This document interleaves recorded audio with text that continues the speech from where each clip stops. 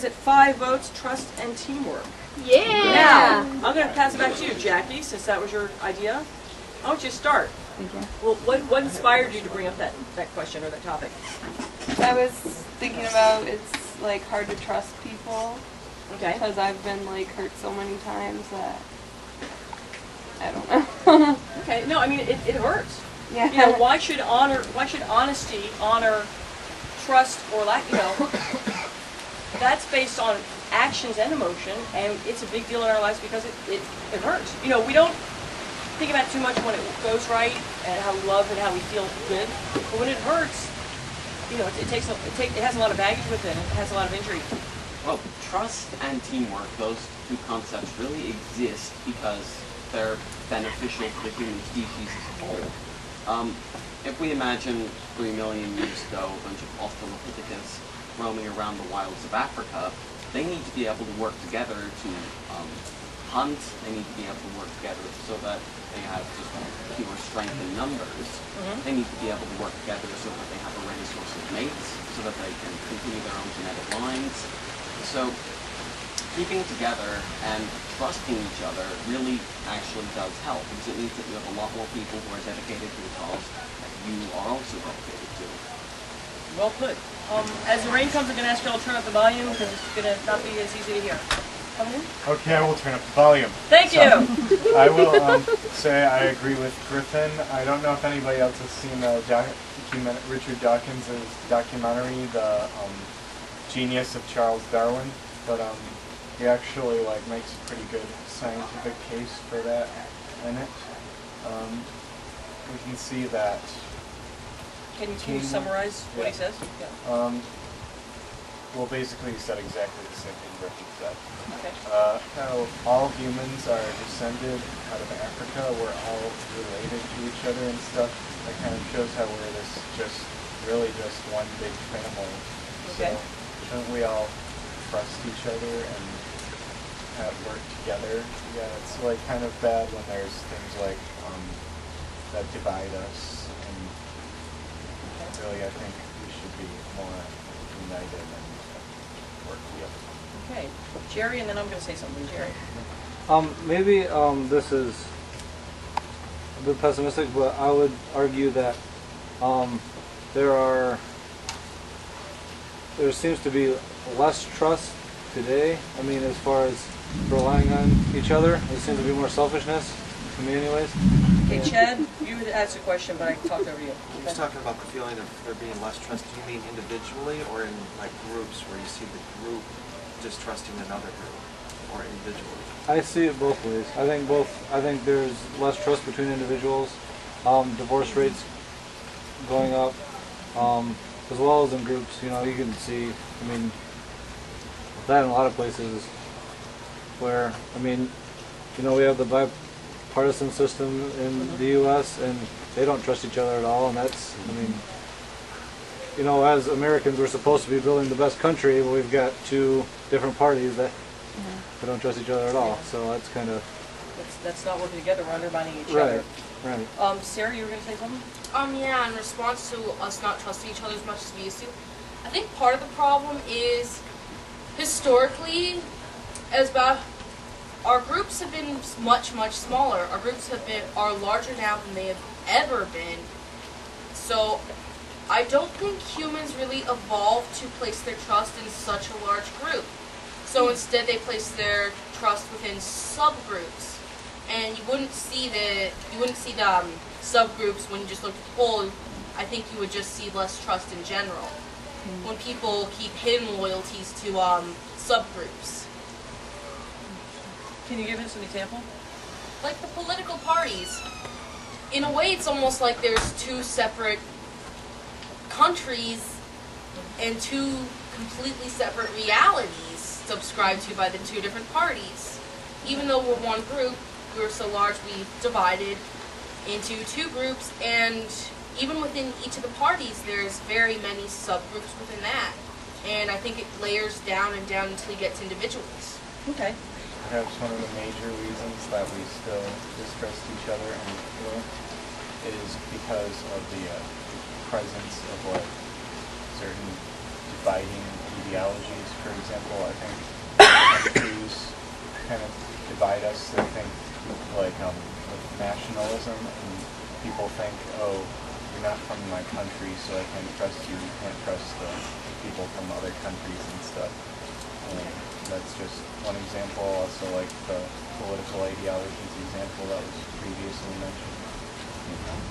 One of the reasons I think that we, quote unquote, distrust each other more is that pretty generally, if we go back to the Australopithecus example, back then the primates would have been moving around in groups that were primarily composed of friends, close family, and people they did not necessarily always compete with. They were a group. They were supposed to work together. There might be fighting every now and then, but for the most part, they needed to stick together to survive. The only other primates they would have encountered outside that group would have been ones that they would have been competing with. And if we think about it, that same principle is still around today. People trust their close friends, people trust their family most of the time, and we do naturally have some distrust of people that aren't friends or family. So I don't think it's all that surprising. And I'm not really sure distrust can actually be measured, so I'm not really sure if it's really possible to say there is definitely more distrust in the world now. You tend to trust someone so much, and they don't always keep honesty with you. And so what happens is that you lose your trust with that person, and since it can really hurt you that bad mentally, you're scared to trust someone again because you don't want to get hurt that bad again. And I think that can be another trust issue too. The trust that we're talking about, even on an individual basis, is that something that we learn as we grow up in the world, or did we come with a certain amount of trust or distrust? Because, like, there's something I call the kindergarten playground. The first day of kindergarten, you show up, and you kind of knew inherently when you looked around the playground, like, oh, I'll be happy to play with those kids, but I don't want to play with that guy, or I don't play with those kids. You know, and these are people you've never met before. So, are there some things that we've learned from our parents when we were that young? Are there things that we know inherently just from like an animal setting or a survival setting? And then later, you know, sometimes we learn what we trust and what we don't trust based on either more intellectual learning or what you're saying. We go through experiences of trial and error where you made friends with someone and we were slammed and thrown under the bus, or we weren't expecting someone to be that nice and we were pleasantly surprised and that came through. That wasn't just for the moment. The other thing I was going to talk about related to what Griffin was talking about, if people are familiar with the concepts of assortative mating, what that is in population biology, even though we are more mixed today than we have been in history, for humans and also for other animals, people or animals tend to mate with those that are like them. Now, some of that might be because everyone in a specific population descended from similar parents, so they have similar traits that they share. And who's to say that the traits you can see on the outside aren't also linked to traits that engender the trust or that create the teamwork that Jackie brought up in the first place? Whereas disassortative mating is where, unlike people marry with each other and they create sort of a hybrid of offspring or unlike creatures, and that jumble of genes actually has a benefit too. It's called hybrid vigor. So just to kind of throw that out as maybe one of the reasons why certain nations trust each other, certain families trust each other, you know, there's a survival to that as well. I do believe that we are becoming less trustworthy as a society, and I believe that's because I believe we're becoming less trusting as a society because we are becoming less trustworthy as a society. A good example is you know, that infidelity, people sleeping around behind their spouses' backs, is actually a norm now. Okay, it's more than 30, more than 40%, which is it's a different level of mistrust because it's actually becoming a norm, a normal part in society to be untrustworthy in that area. It's almost as if there's peer pressure to be dishonest. Because more so than just everybody's doing it. I listen to Howard Stern all the time, okay? And they have a commercial for a service, Ashley Madison, that actually gets on and says, you know, hey, have an affair, cheat on your spouse, and use our service. I'm not being. It's not tongue in cheek. It's a real. No, it's not tongue in It's cheek. like Match.com for married couples. It's a Match.com for married people, and this is a multi-million-dollar growing company, and it's huge, and it's normal, or it's, at least that's the intent. So the question is, I mean, and then there's the other side of infidelity. There's also politicians lying all the time, religious organizations hiding pedophiles, taking money and holding them and getting rich, and faith healers taking money from people and saying that they're healed. The dishonesty has invaded our society, okay, and has made us a less trustworthy people, and that's why there's less trust. Is the trusting innate or learned through the environment? I guess a little bit of both, because humans want to avoid things that are bad for them, but the only way we learn that it's bad is through seeing it. Now, I'm a capitalist at heart. You know, I don't want to share that much. But I also think that greed, both on an individual level and on a grander level, has screwed the economy, has screwed our trust in each other. People, you know, want something that's either power, excitement, titillation. Maybe that's why there is an audience for the haveanaffair.com, something like that. So, and it, you know, it can bring us down. I'll admit I have a certain amount of greed for certain things that I like, we all do, but when it's overblown or other people are encouraged by the individual's greed, that really dispels what we put together in society. Like, you just watch TV and you see all this bad stuff, and there's one good thing, you already get a bad, like, view on things.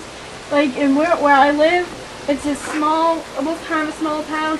Nothing bad ever happens there.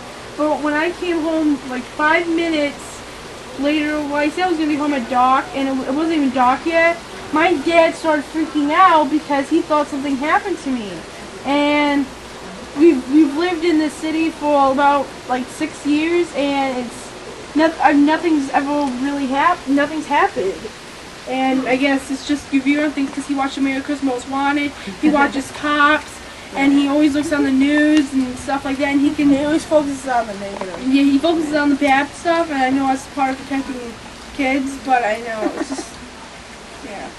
I think the fact that a lot of these really awful people who do really awful things are constantly displayed in the media, I think it kind of influences our view of perfectly normal people, and it kind of distorts reality and gives us the image that every person walking along the street could be a pedophile, rapist, murderer. And that's not really true. Most people are just normal people who are going about their daily business, but there are some people out there, and the fact that those people are highlighted while the normal people and the good people are very often just shoved to the side, I think the result is that it really frightens people a lot more than they need to be. Okay. I'm sure you've all heard the term, if it bleeds, it leads. You know, we do tend to focus a lot on bad news, partly because we like it. It's exciting, it's interesting. You know, how many of you are going to go to see a movie all about, you know, farms and happy sheep and money? Or how many of you are going to go see, you know, X-Men, Transformers, you know, the latest murder movie? There's a part of us that appreciates that and sticks to it, finds it entertaining. Certainly none of us is ever going to go out, hopefully, and do any of those things. At least don't use your own name. But on top of that, though, we find that exciting, and I think that, no pun intended, bleeds a little bit into our other everyday mindset that, you know, are there inherent dangers? Yes, there are. How can we find a happy balance between, again, being aware of the dangers, but also not letting those dangers handcuff you and keep you restricted in a way that makes you miserable and makes everybody else, you know, we don't get any farther forward if you don't make that kind of an advance. Just going back to what you were talking about before with how do you think technology has changed life. social interaction. We're a family that doesn't own a TV, and I think it started when Anna was in kindergarten, and she'd come home from school, and I'd want to hear about her day, and the first thing she'd do is she'd go down to the TV, and the TV would be on. And I'd say, well, what happened? Talk to me. And it was glued to the TV.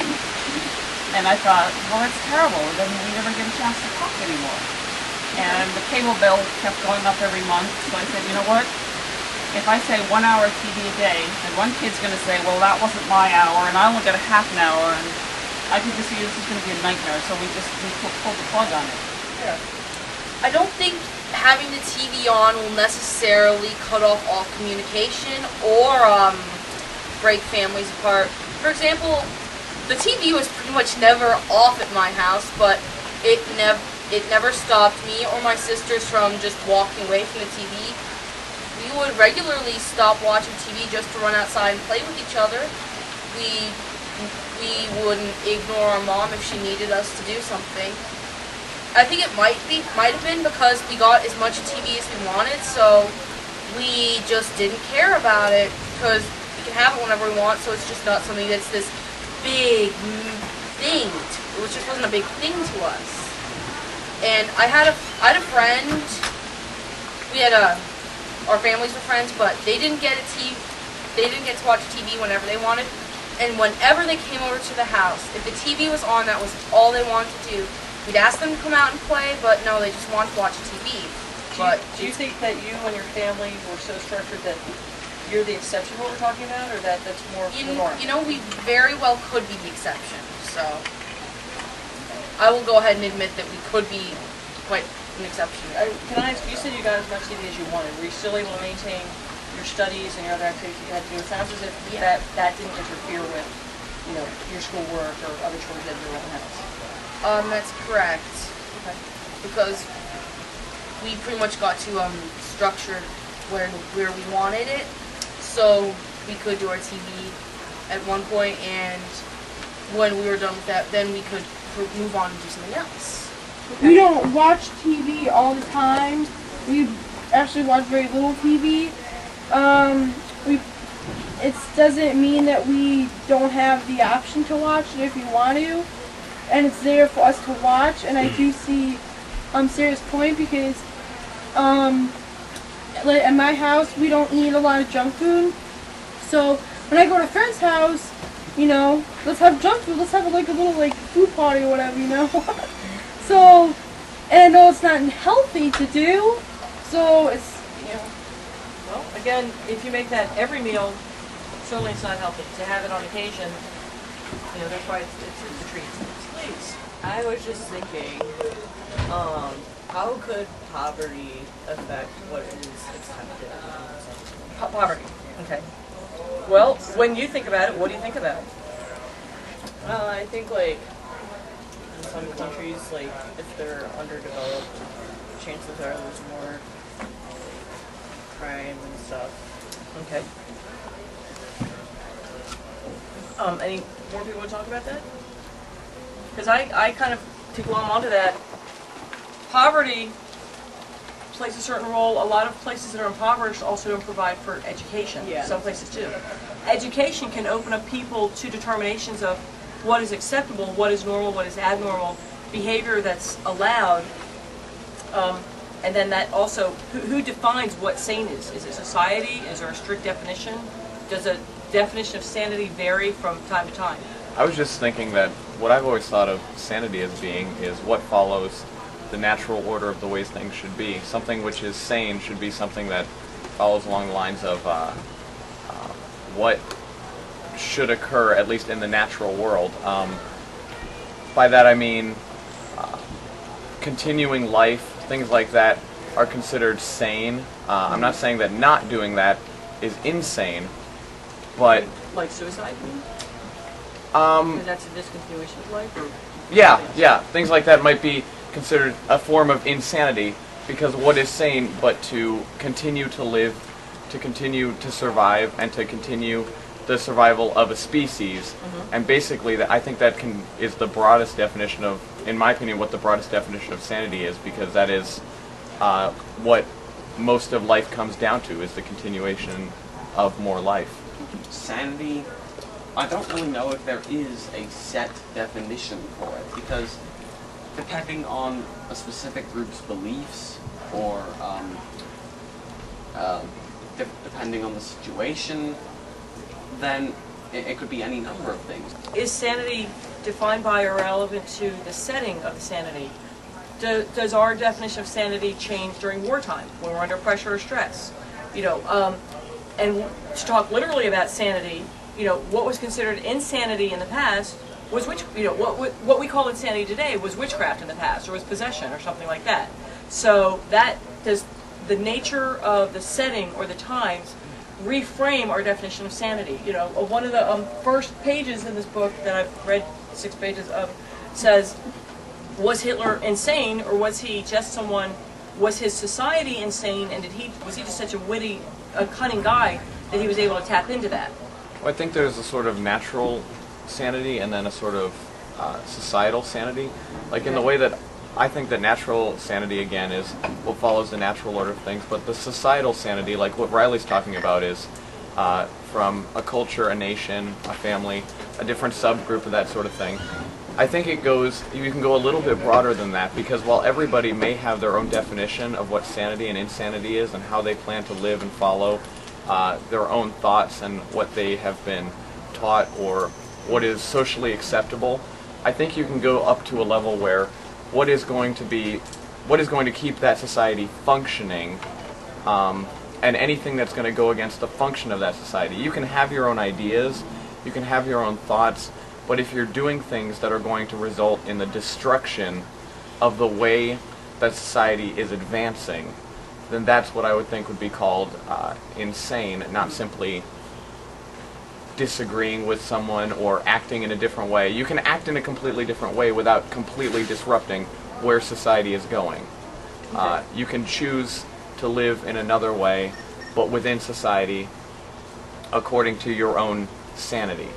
What do we do with those people whose behavior, activity, ability falls outside of normal? When it's on an intellectual approach, you know, some people have mental retardation, and so as a society we help them or we provide further help.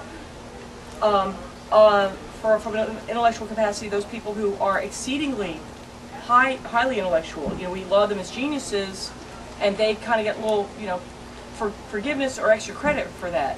When we talk about behavior, though, when things fall outside of normal, you know, is it that someone is insane and is punished because he's a criminal? Is he insane? If he has mental illness, that doesn't necessarily make him a criminal, but we sometimes treat mentally ill people as if they were criminals. And the flip side is, for some people you hear about, you know, the genius who can't tie his own shoes, or might be a genius that benefits rocket science, but, you know, if he's a quirky guy, or let's say he's also, you know, a murderer, what do we allow? What do we disallow? You know, what falls out of the balance of normal. Now, in what Nick was describing, one of the hinges there is, he said, you can have whatever thoughts you want, but what do you impose? So we can all be nuts inside the brain, and we might be that, you know, that weird guy sitting in the corner talking to himself. But when actions impose, yeah, just like that. Good definition. No, he's talking to his phone, man. He's not talking to himself. The man in the phone. First up is Rose Cabin. We have Rose Cabin ready to present their version of that skit. So bring on Rose Cabin. Okay.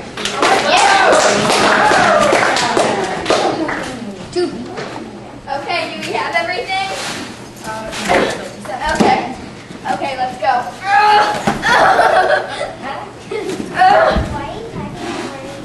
We're going to planet Pillywiggin. Duh. And what is planet Pillywiggin? It's the legendary planet in whom the Pillywiggins live. And wait, let me ask you, why are you going there?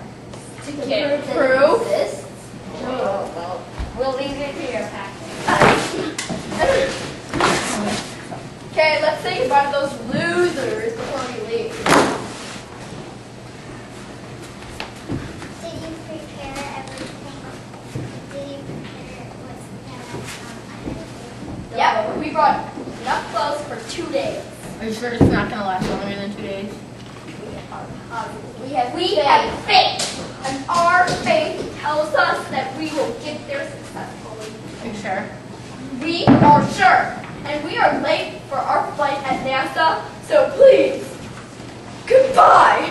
Well, goodbye. Okay. On a rocket ship flying to planet Billy again.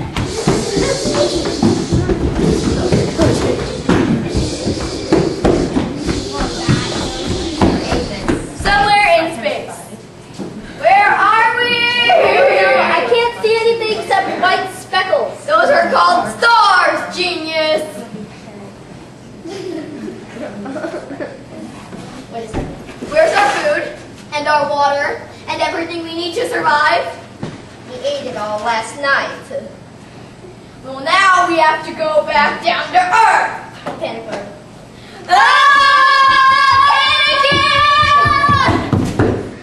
We have to go back. Yeah, let's go.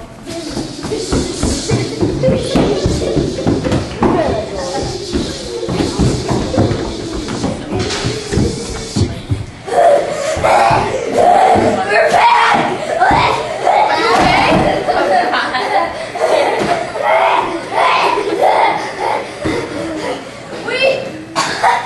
do you have proof?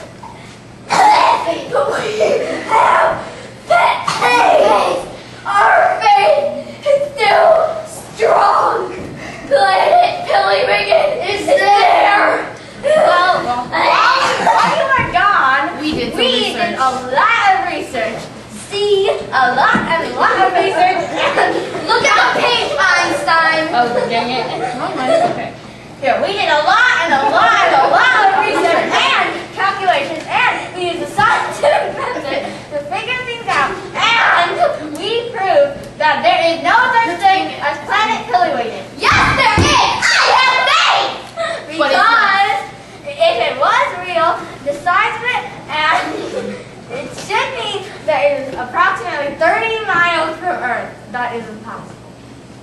So it is not there. Yeah, at least we can leave with our dignity in our head. Good luck with that. Maybe just our dignity. Yeah. Thank you.